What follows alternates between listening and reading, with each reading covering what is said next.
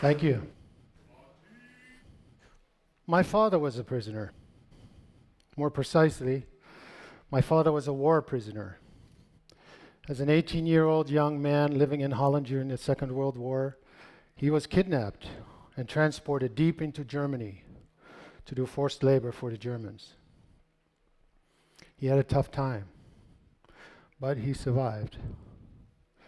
As kids, we could hear him scream in his sleep, dealing with his traumas. When the Berlin Wall came down, he wanted to go back to find his captors, back to heal the broken places, back to make his peace. And he did, and he managed to find some of the captors, some of the surviving soldiers. And they sat in a circle and they sat in a living room. And pain was spoken, and truths about that pain were spoken. Needs were expressed, forgiveness was offered, apologies was extended and accepted. My father came back a radically changed human being from that trip. I've done about 20 years of time in here. I get to go home at night though. But still, I find myself sitting in circles of men seeking to reconcile themselves with their past. And in those 20 years, we've put together one program.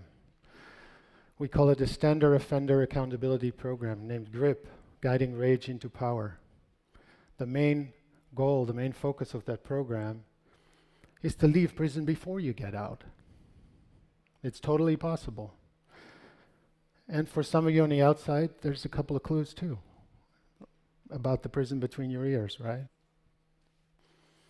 So, almost 25% of our graduates are out, have been released.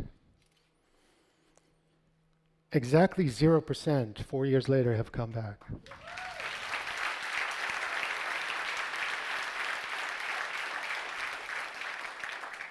Pretty astounding given the 64% average recidivism rate in California. So, with a small investment, we're saving millions of dollars. Give us a bit more, we're saving hundreds of millions of dollars while improving public safety, while preventing re-victimization. What are we waiting for? And it isn't just our programs. There's a lot of good programs here in San Quentin. I think for those of you present here, it's fair to say that perhaps you're realizing this is one of the most underreported, unique social experiments of our time. It's called San Quentin State Prison. This place, or parts of it, have been changed into a rehab university, a greenhouse. Communities have come in and built a lighthouse that shines. They think they're the watchtowers, but it's really a lighthouse tower, right? It shines on our communities. And men are going back to these communities that have something to give back to the places they took from. Now, how profound is that? How profound is that in a society that is steeped in violence? Need I remind you of the hundreds of school shootings that have happened since Sandy Hook? Need I talk about the racial strife in current America? The growing religious divisions too now. So these men have something to give back. They're change agents. So this is TED, right? And incredible innovations have been made out of TED to medicine, education, design, etc. But our prisons are lagging behind so far as an institution compared to those. We think it's time to reframe what prison is. We think it can be a hub of change, obviously. It can be a resource to the community. It can give back to the community rather than this place that dumps parolees on our streets. So this is a call for us to come together and do something with the excitement in this room and design the new American prison. Are you on for it? Prison reform, we don't just need to talk about letting more people out. We need to talk about how they come out. 95% of all prisoners eventually come out to be somebody's neighbor. How do you want them? We feel we have developed the technology to transform suffering and violence into learning and healing. just like that. So let's put it to use. In closing, from one of our students, a quote. And this quote it's 8 words, that's all it is, but it describes very much the program we're doing. He said, I learned in GRIP that hurt people hurt people. That I lashed out from the pain inside that I didn't know what to do with. He said, and then I learned that healed people heal people. That to the extent I mend my brokenness, I have agency to help others to do that. That lesson is really all I needed to learn. And if any one of you in this room or at home listening to this has ever been hurt by an act of violence, this piece is for you. Listen closely, take it in. I give you Fateen Jackson.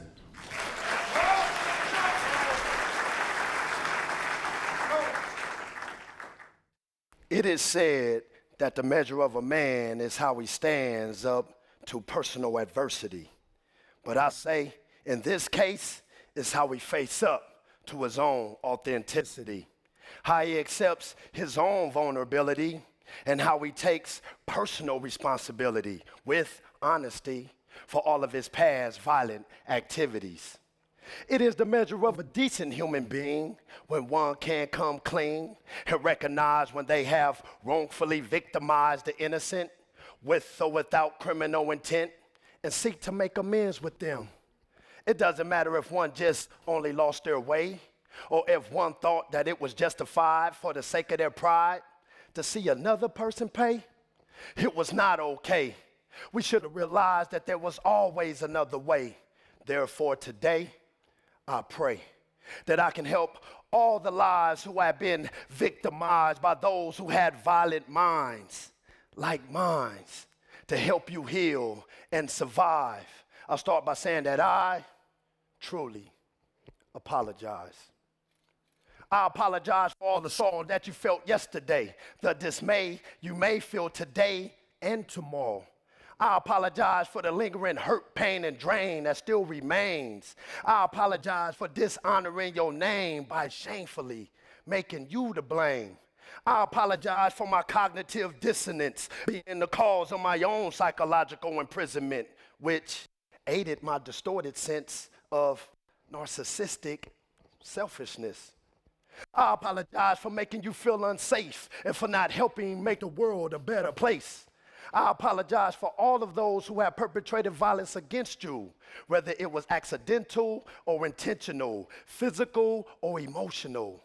I hold myself accountable because I, too, have committed violent acts against individuals like you as a participating vulture in a violent culture. And if the people who hurt you won't say it, then I will, because that's how I feel, in hopes that my empathetic appeal can help you heal. Today, I'm happy to say that I'm no longer in denial, which I admit I was for quite a while. Now I'm willing to go the extra mile to help those I hurt and harmed restore their authentic smile, to help lift your spirit from a state of despair, to help calm your fears and respect your tears, to share my remorse that's making me change my life course because I care. Yes, I care about your well-being and welfare. It's only fair that I openly share this new man in me who is seeking to reconnect with my morality and humanity, because for me, this is part of the debt I owe to everybody in society, especially you and your family and my family. So for all of you survivors out there, I hope you can accept my sincere apology as I strive to survive my own victimology. Your wounds and traumas would forever be a part of me, and never again will I senselessly act out violently. Lastly, and most importantly, I dedicate this to you, to all of you powerful champion survivors, as part of my restitute, to include a tribute for the resilient you, and therefore I salute. I salute you for not letting your grief destroy your belief in human decency and in your own inner peace. I salute you for your enduring bravery and for being determined to conquer your traumas courageously. I salute you for having an open heart and being willing to forgive. I salute you for striving to overcome, for not letting the attack hold you back because you decided to be strong, to move on and live. And to all the beautiful souls who have passed on to a better place, who has been embraced inside the essence of God's loving grace, I salute you in spirit. I salute you through prayer to ensure that God will let you hear it. Your names will remain in the hearts and minds of loved ones who have been left behind. This is how and why you are survived. And through all the hurt and pain from being slain, I promise you that your death will not be in vain. That's why I salute you too, all the same. Please know that I now honor your names, which are precious treasures in life. And so it is my delight and pleasure to show you my true measure as a decent human being, to come clean, to make amends and help bring us together, to help make life more lovable, peaceful, and more better. Because of this gesture, I now view the word victims very differently. Specifically, what it means to me is victors in conquering traumas, incredible master survivors. You are all more than worthy of being admired. That's why I exalt you and salute you.